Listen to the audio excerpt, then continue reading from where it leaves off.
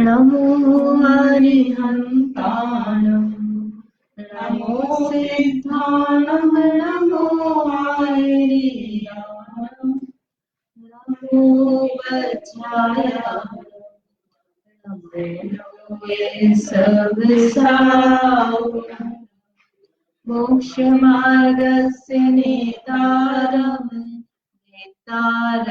कर्मभूतता ज्ञातारं विश्वतत्त्वानां वन्दे तद्गुणलब्धे। तत्वार सूत्र ग्रंथ आचार्य उमा स्वामी द्वारा रचित है। इसमें 5वां अध्याय चल रहा है। 5वें अध्याय में अजीव द्रव्य के वर्णन में पुद्गल के संबंध में समझ रहे। पुद्गल के संबंध में किस तरह से स्कंद की उत्पत्ति होती है ये कल हमने समझा। उसमें 3 प्रकार से बताया था, भेद, संघात और भेद संघात। तो उसमें फिर भेद का मतलब है कि टूटना, संघात यानी मिलना, और भेद संघात यानी टूटना और मिलना एक साथ एक समय में होना। ये कल किया था अपन ने ना। संघात यानी मिलना,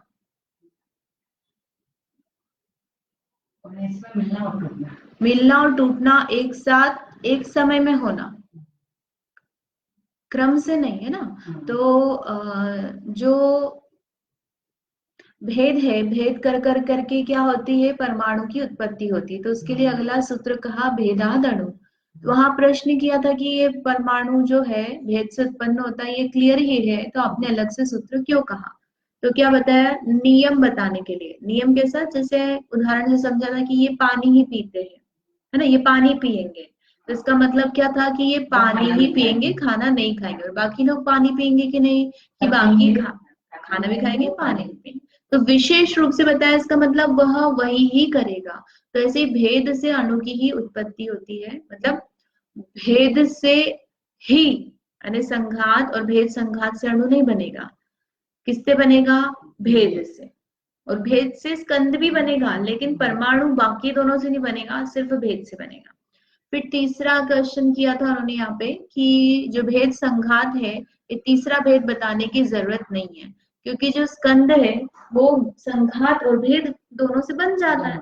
तो इसके लिए क्या उत्तर दिया था कि चाक्षुष स्कंद जो है वह तीसरे वाले भेद से ही बनता है। जो चाक्षुष स्कंद का मतलब क्या है, जो आंखों से दिखे, इस प्रकार का स्कंद है।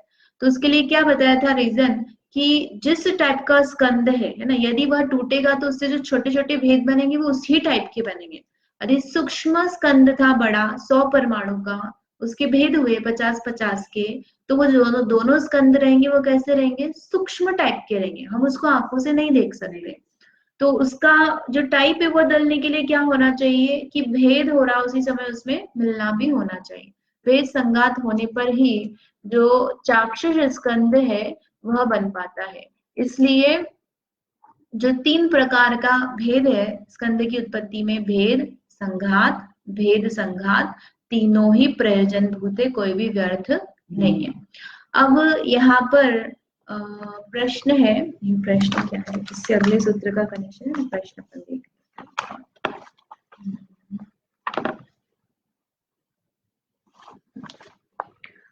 सीधे ये है, द्रव्य का लक्षण कहते हैं। अभी तक ये तो बता दिया कि जीव द्रव्य होता है, पुद्गल, धर्म, आकाश, काल, ये सब द्रव्य है। लेकिन द्रव्य होता क्या है, किसे कहते हैं, ये लक्षण नहीं आया। परिभाषा आई क्या, नहीं आई ना। ऐसे मतलब हमने सामान्य से समझा था पहले टीका के अंदर कि भैया जो गुणों का समूह उसको द्रव्य कहते हैं। लेकिन एक्चुअल में यदि द्रव्य है तो हम उसको पहचाने कैसे, तो वह आचार्य यहाँ पर आगे सूत्र में कहते हैं। 2 सूत्र हैं, ये दोनों ही कनेक्टेड हैं, तो अपन इन दोनों को एक साथ समझेंगे। सूत्र नंबर 29 और 30, सद्द्रव्य लक्षणम। सद्द्रव्य लक्षणम, 2 द है, एक आधा द और उसके नीचे द्र, है ना। सत और द्रव्य ऐसा मिलकर के जो त तराजू का था वो क्या हो गया, द बन गया। तो सद्द्रव्य लक्षणम। उत्पाद व्यय द्रव्य युक्तम सत। उत्पाद व्यय द्रव्य युक्तम सत, द्रव्य है ना, हाँ, द्रव्य, द्रव्य युक्तम सत, क्या अर्थ है कि सत द्रव्य लक्षणम, द्रव्य का लक्षण क्या है, सत। फिर वह सत कैसा है, प्रश्न किया, सत तो बता दिया कि ठीक है, द्रव्य का लक्षण क्या बोला, सत। तो सत का मतलब क्या होता है, तो अगले सूत्र में उसका अर्थ बताया, उत्पाद व्यय और द्रव्य से जो सहित होता है, युक्त होता है, वह सत होता है। इसलिए कहा ना दोनों कनेक्टेड है। यहाँ सत बताया तो ये सत का स्वरूप यहाँ बताया, यानी द्रव्य का स्वरूप सत, सत का स्वरूप उत्पाद व्यय द्रव्य, से तीनों कनेक्टेड हो जाएंगे। तो अब सत बोल दिया तो सत का मतलब क्या है, तो सत का मतलब है होना। एक शब्द में अपन कहे ना तो क्या होता है, होना, एग्जिस्ट करना।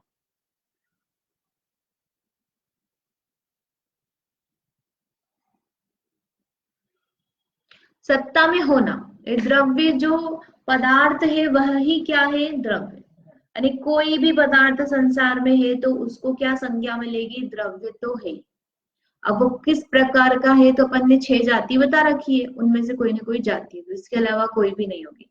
यानी कोई नहीं है तो वह नहीं है, तो द्रव्य भी नहीं है, पदार्थ ही नहीं है जिसकी सत्ता ही नहीं है, तो द्रव्य कहाँ से होगा। यानी जो है, पाया जा रहा है, तो पाया जा रहा है सत्ता, इसका मतलब वह द्रव्य तो है, द्रव्य है। इस प्रकार से सामान्य से अपन सत्य मतलब क्या बोलते हैं, होना। फिर विशेष रूप में यहाँ पे परिभाषा दी, तो वो सूत्र से जो अपन ने कनेक्टेड ही की है वो यहाँ पर बताइए।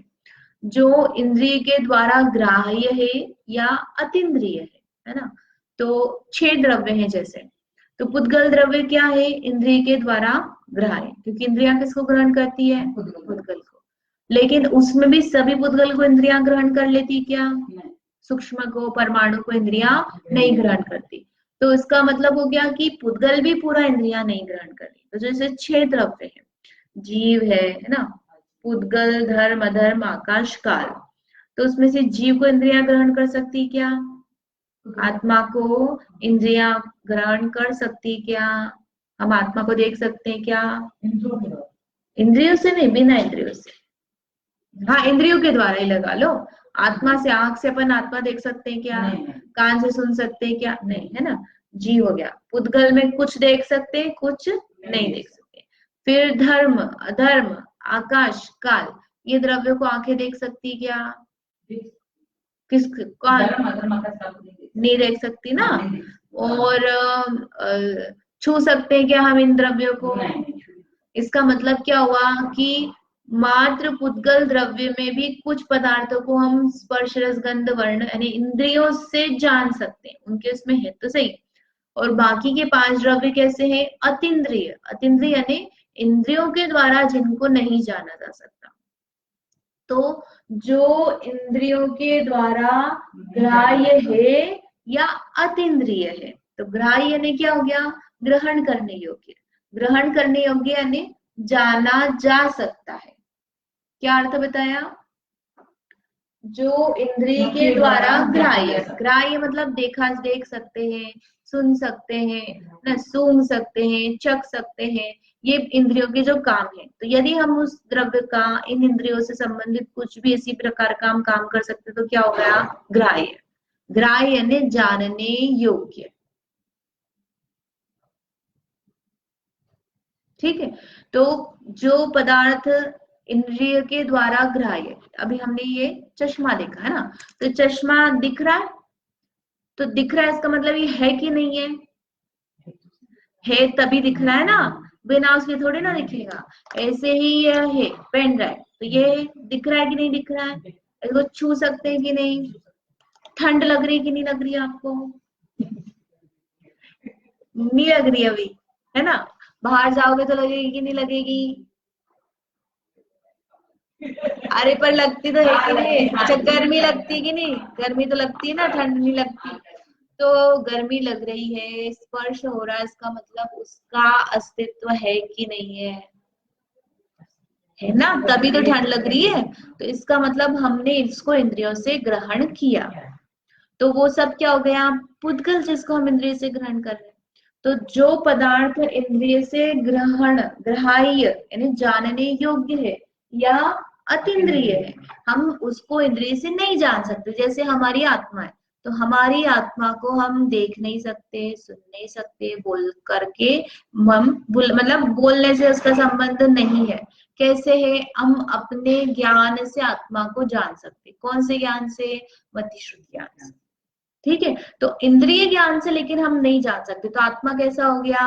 अतीन्द्रिय है। धर्म द्रव्य कैसा हो गया? अतीन्द्रिय। तो जो पदार्थ अतीन्द्रिय है वह है कि नहीं है?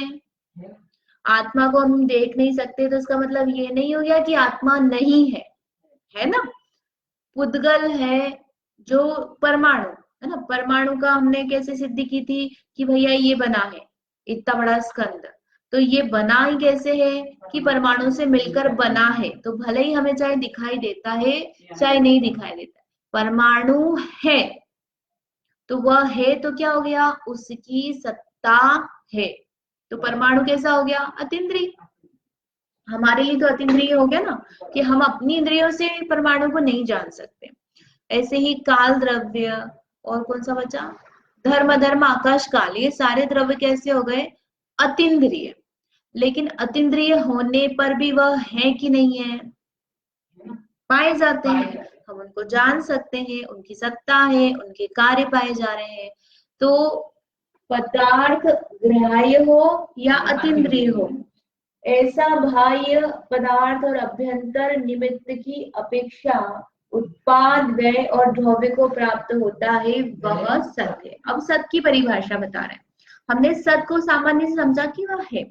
तो जो कोई भी पदार्थ है, कौन सा पदार्थ? बाह्य यानी इंद्रिय के द्वारा ग्राह्य, और अभ्यंतर यानी जो अतीन्द्रिय। तो ऐसा जो पदार्थ है वह, यदि उसमें क्या क्या चीजें हो रही है? 3 चीजें, उत्पाद, व्यय और द्रव्य। यदि ये तीनों चीजें हो रही है तो वह सत्य है ना। सत्य मतलब है, उसका अस्तित्व पाया जाना है। यदि उसमें से एक भी चीज नहीं होगी, उत्पाद नहीं हो, व्यय नहीं हो या द्रव्य नहीं हो, तो वह पदार्थ सत्य नहीं है, नष्ट है, पाया ही नहीं जाता। ऐसा कोई भी पदार्थ, इसका मतलब ये हो गया कि यदि जगत में कोई भी पदार्थ है तो उसमें ये तीनों चीजें पाई जाएंगी। कौन कौन सी? उत्पाद, व्यय और द्रव्य। अब क्या मतलब होता है इसका? ये समझ में आई परिभाषा? अब उसका उत्पाद, उत्पाद यानी क्या होता है? हिंदी में अपन लौकिक समझे तो उत्पत्ति होना, उत्पत्ति बोलते ना। तो उत्पत्ति से यहाँ पर किसकी उत्पत्ति लेना? तो द्रव्य में नवीन पर्याय की उत्पत्ति लेना। क्या लेना? और व्यय यानी क्या हो गया? विनाश, नष्ट होना। लेकिन किसका विनाश ले रहे हैं यहाँ पे? नवीन पर्याय का विनाश नहीं ले रहे, किसका? पूर्व पर्याय का विनाश ले रहे। अब द्रव्य बताया। अब द्रव्य का मतलब क्या है? कि वह उत्पाद और व्यय हो रहा है, उसके साथ में ही उसमें किसी अवस्था की नित्यता। हाँ, परिभाषा पढ़ लेते हैं अपन एक बार, फिर उदाहरण से समझेंगे। तो क्या लिखा है? प्रत्यभिज्ञान की कारणभूत द्रव्य की किसी अवस्था की नित्यता को द्रव्य कहते हैं। समझ में नहीं आया? है, समझते हैं। जैसे क्या किया हमने? ये स्लाइड देखी, फिर इसके बाद में क्या हुआ? हमने इसको देखा, देखा कि नहीं देखा? तो जब ये पर्याय, ये जो है ये क्या है? पूर्व पर्याय। ठीक है, इसके बाद में किसकी उत्पत्ति हुई? इसकी उत्पत्ति हुई। तो पुरानी वाली है क्या? अभी क्या हो गया उसका? व्यय। और नवीन पर्याय क्या हो गया? उसकी उत्पत्ति। अब इसी में हमको ये जो प्रोजेक्टर वो दिखा रहा है कि नहीं दिखा रहा है? उसका सत्पना है ना। भले वो स्लाइड बदल गई है, लेकिन स्लाइड शो तो हमारा चल रहा है ना। एक स्लाइड से दूसरी स्लाइड पर आ गए, लेकिन उसमें जो स्लाइड है, प्रकाश है ना, कलर्स है, वो सब क्या है? बने हुए।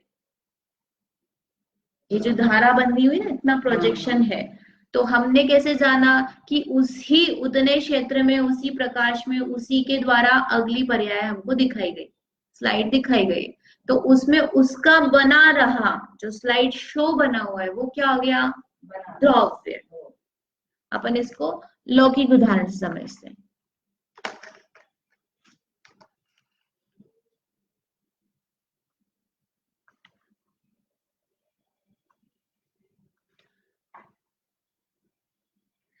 जैसे हमने क्या करा, एक सोने का अंगूठी थी अपने पास में, ठीक है। उस अंगूठी को हमने क्या करा, अंगूठी से हमने एक बिस्किट बनाया। फिर उस बिस्किट से क्या करा हमने, एक हार बनाया, ठीक है। तो ये जो है सोने की अंगूठी है ना, ये अंगूठी है अपनी। तो ये जो अंगूठी है, ये अंगूठी क्या हो गई, एक पर्याय हो गई। क्या हो गई ये, एक पर्याय। इस अंगूठी वाली पर्याय में हमने क्या बोला, काय की अंगूठी है यह, सोने की अंगूठी है। काय की है, सोने की। तो पहले किस शेप में थी वह, अंगूठी के शेप में। फिर उसको पिघलाकर हमने क्या कर दिया, बिस्किट बनाया। तो बिस्किट काय का, आटे का है क्या, सोने की अंगूठी थी तो बिस्किट काय का बनेगा, सोने का। तो यह दूसरी पर्याय हो गई। तो ये जो पर्याय हुई है ना, 1 और 2 नंबर की, तो इस पर्याय में क्या हुआ कि यहाँ पूर्व पर्याय थी, इसका क्या हो गया, नाश। और इसकी क्या हो गई, उत्पत्ति, बिस्किट पर्याय की। लेकिन उसमें जो सोना है वो सोना बना हुआ है कि नहीं, जैसा भाव बोले ना, सोना मतलब सोने पने का जो भाव है, जैसे कि उसमें जो पीला पना है, जो उसका केमिकल स्ट्रक्चर है, वो बना हुआ है। तो वह जो बना हुआ है वह क्या कहलाता है, द्रव्य। उसमें क्या लिखा है, देखो अपन परिभाषा पढ़ते हैं वापस से। प्रत्यभिज्ञान की कारणभूत द्रव्य की किसी अवस्था की नित्यता। प्रत्यभिज्ञान मतलब क्या होता है, जोड़ रूप ज्ञान। जोड़ रूप ज्ञान होता है जैसे कि किसी पदार्थ का पहले हमको मति ज्ञान हुआ, मैंने आपको कल देखा, पहली बार देखा। और मान लीजिए ज्योति भाभी ने मुझे आपसे इंट्रोड्यूस कराया कि ये सरला भाभी है ना, सरिता भाभी है। इस तरह से उन्होंने मुझे आपका परिचय कराया, मैंने आपको कल पहली बार देखा। फिर हम आ गए अपने घर, तो वह क्या हो गया, मति ज्ञान। मैंने जाना आपको, है ना, आपको देखा फर्स्ट टाइम। फिर उसके बाद में घर पे गई और मुझे क्या हो गया, याद आया आज हम इनसे मिले थे, तो उसको कहते हैं अपन स्मरण, याद आता है ना। फिर क्या हुआ, अगले दिन मैं मंदिर में बैठी थी, तब मैंने आपको देखा। तो मैंने आपको देखा तो क्या हुआ, मुझे याद आया कि अरे मैंने इनको कल देखा था, ये वही है जिनको ज्योति भाभी ने मेरा मतलब मुझसे परिचय कराया था। तो कल जो मैंने जाना था उससे जोड़ करके आप मैंने क्या कर लिया, आपको मैच कर लिया कि ये वही है जिनसे मैं कल मिली थी, ठीक है। ऐसा प्रत्यभिज्ञान ने जोड़ कर लिया, हमने पुराने ज्ञान से नए ज्ञान को हमने मिला लिया कि यह वही है। जैसे चश्मा है, ये चश्मा आपने यहाँ देखा, अब मैं कल मंदिर में सुबह, है ना, सुबह क्या हो गया, लगा के नहीं गई, रखा था आपने वहां देखा, छूटा हुआ है। तो आपने क्या लगाया ज्ञान कि यह चश्मा जो है ये कैसा है, जो मैंने वहां उनके घर पे देखा था यह वैसा ही है। या हो सकता है आपको कोई निशान देखकर लगे कि यह उनका ही चश्मा है। तो वह क्या हो गया, जोड़ रूप ज्ञान। जोड़ रूप ज्ञान। तो उसमें क्या हुआ, मैंने ज्ञान की एक पर्याय करी, कब की, जब आपने इसको देखा, ये हो गया मति ज्ञान, ये ज्ञान की पर्याय। और जब आपने उसको वहां देखा, कहाँ देखा, मंदिर में चश्मे को, तो वह क्या हो गया, देखा, वहां पे भी मति ज्ञान हुआ। लेकिन उन दोनों मति ज्ञान पर्याय में मैंने जोड़ लगाया कि यह पदार्थ वही है, दोनों ही अलग अलग पर्याय ना, तो उसमें एक ही पदार्थ का ज्ञान हो गया, तो उसका नित्यपना हो गया, ठीक है। स्थूल में अपन जैसे इसको लेते हैं उदाहरण में कि गाय का दूध है ना, गाय का दूध हमने लिया और उस दूध को हमने गर्म किया और फ्रिज में रख दिया, तो अभी दूध की कैसी पर्याय है, दूध रूप पर्याय है। फिर उस दूध को हम बाहर निकाला अगले दिन सुबह, और 2-3 घंटे बाहर पड़ा रहा, हमने गर्म नहीं किया। फिर जब हम गर्म करने गए तो क्या हो गया, वह फट गया, दूध क्या हो गया, फट गया। तो दूध फट गया तो दूध नष्ट हो गया क्या, दूध की जो पर्याय है लिक्विड वाली वो नष्ट हो गई, और फटी हुई जो पनीर वाली पर्याय है वो उत्पन्न हो गई। कैसे पता चला कि भैया जो वो दूध था उसी पदार्थ का परिणमन हुआ, और उससे पनीर बना है, और उसी में वही क्वालिटीज है जो गौ रस की जो अपन क्वालिटीज है ना, गाढ़ा बन गया। जैसे किसी ने रस त्याग किया, तो दही का त्याग किया है तो वह दूध पी सकता है लेकिन दही नहीं पी सकता। घी खा सकता है कि नहीं? घी भी खा सकता है।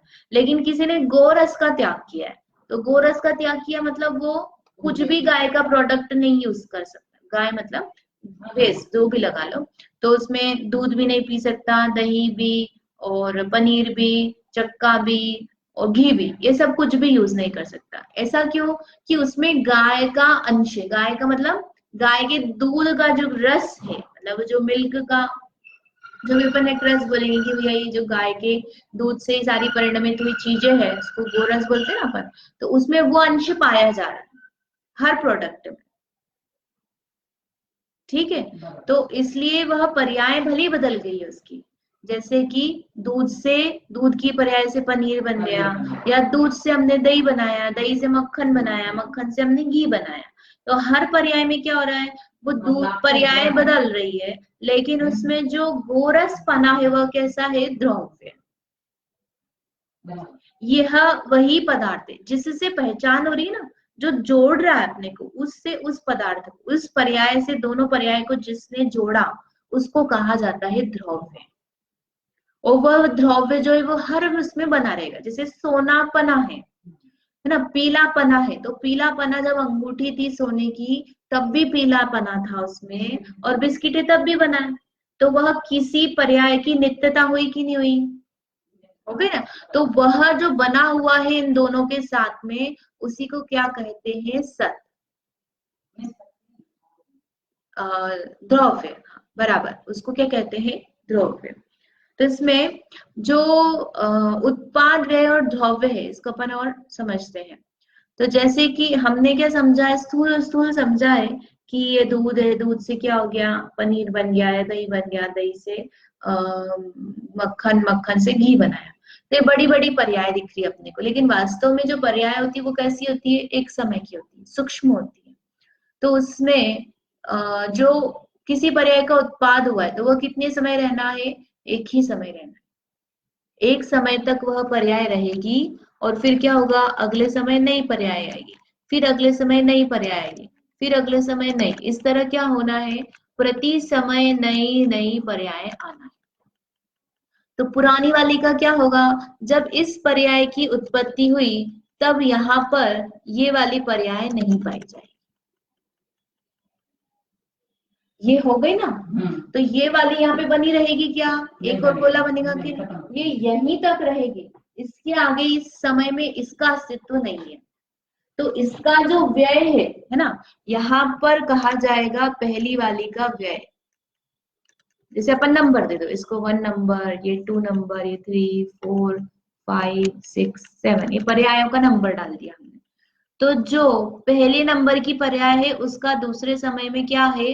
व्यय। और पहले समय में क्या है उसका? उत्पाद है ना, पूरा नहीं लिखती हूँ, उत्पाद है। ठीक है। और जो दूसरे समय में जो पर्याय हुई है उसका क्या हो गया? पहली का तो व्यय हो गया, कब हुआ है? दूसरे समय में। लेकिन दूसरी समय में जो दूसरी पर्याय है इसका क्या हुआ है? उत्पाद, है ना? क्या हुआ है? इसका उत्पाद। तो ये हुआ उत्पाद और व्यय। अब द्रव्य तो क्या, इसी में वो चल रहा है, पदार्थ का परिणमन, इसको अपन द्रव्य। ठीक है। तो अब इसमें क्या है कि यहाँ पर सामान्य बताया है कि उत्पाद व्यय प्रति समय द्रव्य में होता है।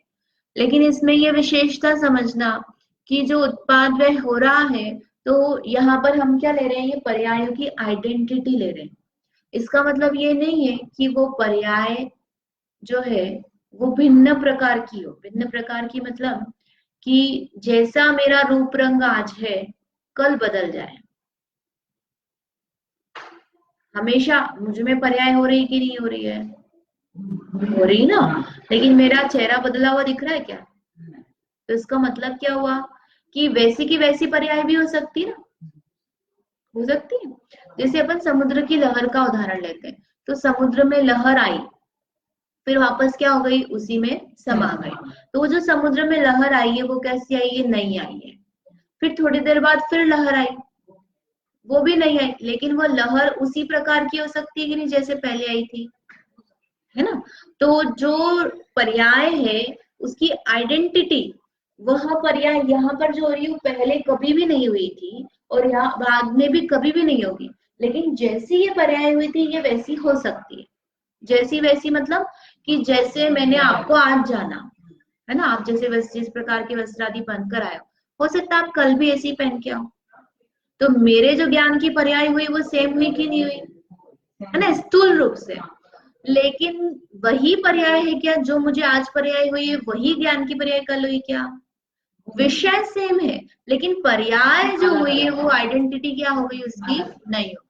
तो इसलिए जो उत्पाद व्यय होता है वो कैसा होता है, मतलब उसमें चल ही रहा है द्रव्य प्रति समय, उत्पाद व्यय उत्पाद व्यय उत्पाद व्यय, इस तरह से चलना उसका काम चले। और उसके होते हुए द्रव्य जो उसमें द्रव्य पाया जा रहा है उसका अपना जो स्वभाव है वो नहीं छूट रहा है। कुछ ऐसी चीज है जो उसमें कंटिन्यूस बनी हुई है जिसे हम क्या कहते हैं, द्रव्य। तो इस तरह से उत्पाद व्यय और द्रव्य का स्वरूप हुआ। तो अब इसमें अपन देखते हैं कि जिस समय उत्पाद हुआ उसी समय व्यय हुआ है, उसके पहले भी नहीं है बाद में। पहले बाद में का मतलब कि इसका इसी समय व्यय नहीं है, इस समय तो यह है, हाँ, एक समय तो रहेगी ना वह पर्याय। तो इस समय तो इसका उत्पाद है और यह है भी, लेकिन अगले समय यह नहीं है, ठीक है। तो जैसे अपन सूर्योदय सूर्यास्त का ले लो, ये सूर्यास्त का ले लिया कि जैसे ये चौथा समय है तो इस पर सन सेट हो गया, सन सेट यानी सूर्य अस्त हुआ, जैसे 5:41 है, 5:41 पर सूर्यास्त हुआ। तो 5:40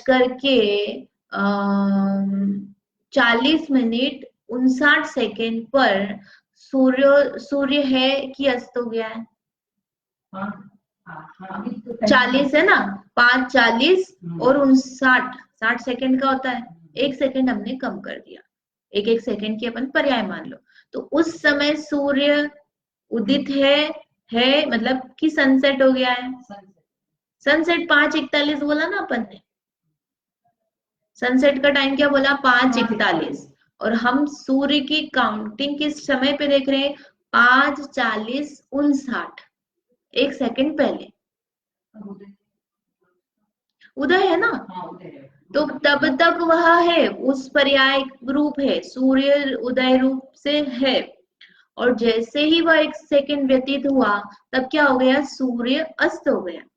अस्त हो गया मतलब रात्रि आ गई। तो अस्त हुआ जिस समय, वह क्या हो गया, पूर्व पर्याय का नाश हुआ। उत्पत्ति किसकी हुई, रात्रि की उत्पत्ति हो गई। ये 5:41 पर क्या हो गया, सूर्यास्त। इस तरह से उसमें क्या हो गया, उत्पाद और व्यय लग जाएगा। तो हम लोग और हमारी जो दृष्टि है, जैसे हम पदार्थों पे लगाए, तो ये विचार करना चाहिए कि हमारी दृष्टि किस पे रहती है। हम उत्पाद व्यय द्रव्य तीनों चीजें नहीं देखते हैं। हम द्रव्य को कैसा देखते हैं, या तो उत्पाद रूप से या व्यय रूप से। द्रव्य रूप से कम देखते, द्रव्य रूप से भी देखते हैं लेकिन हमारी उस पे उत्पाद व्यय की दृष्टि रूप से नहीं रहती है। तो जैसे दूध फट गया, तो अब दूध फट गया तो उसमें हमारी दृष्टि किस पे गई, व्यय पे, द्रव्य पे और उत्पाद पे नहीं गई। फट गया मतलब दूध नष्ट हो गया ना, अरे दूध फट गया, गिलास टूट गया, ऐसे अपने विचार चलते हैं। तो यदि हम ये देखें कि भैया ये व्यय हुआ है तो यह उत्पाद भी हुआ है और द्रव्य तो है, और ये क्या है, पदार्थ का परिणमन है। इसी प्रकार से होना है कि भैया पुद्गल मिला है, जुड़ेगा, जुड़ा है, मिलेगा, कुछ मतलब भेद हुआ है तो जुड़ेगा, इसका में परिणमन चलना है, इसके बिना द्रव्य होगा ही नहीं। पदार्थ स्थिर नहीं रह सकता, कैसा है, द्रवणशील, उसमें उत्पाद व्यय होना ही है। वह ही द्रव्य का स्वरूप है, क्योंकि द्रव्य को क्या कहा है, सत्ता किससे कही है, उत्पाद व्यय के बिना उसकी सत्ता हो ही नहीं सकती। इसलिए जो पदार्थ अपने सामने नष्ट होते हैं और हम दुखी हो जाते हैं कि अरे ये नष्ट हो गया, ये चला गया, ये ऐसा हो गया, ये बेकार हो गया, तो हमारी दृष्टि किस पे होती है, व्यय पे। लेकिन हमें हमारी दृष्टि ये नहीं रहती कि इसमें व्यय के साथ उत्पाद भी है और यह द्रव्यपना भी है, तो हम दुखी नहीं होंगे।